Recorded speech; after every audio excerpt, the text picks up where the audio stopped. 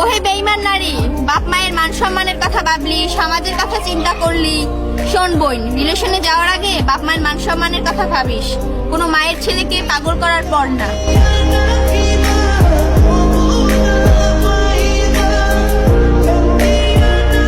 ওহে নারী, বাবা মার আদরের ছেলেটাকে নেশাখোর বলার আগে অন্তত এই কথাটা একবার ভাববা, হয়তোবা সেই ছেলেটার নেশাখোর হওয়ার পিছনে আমাদের মতো কিছু বেঈমান নারীর হাত আছে। যাকে মেনেছিলাম জীবনে না। ওহে শখের নারী, বেঈমান ছেলেরা না মেয়েরা হয়, কারণ রাস্তায় পাগলি না পাগল বেশি দেখা যায়।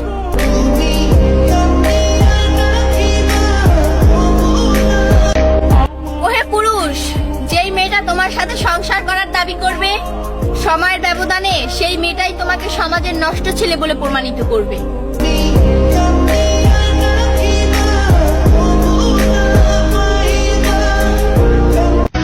হাজারো পুরুষকে স্পর্শ করে দেখো, আলাদা কিছুই পাবে না, কিন্তু এক পুরুষে আসক্ত হয়ে দেখো, অন্য পুরুষের দিকে তাকাতেও ইচ্ছে করবে না।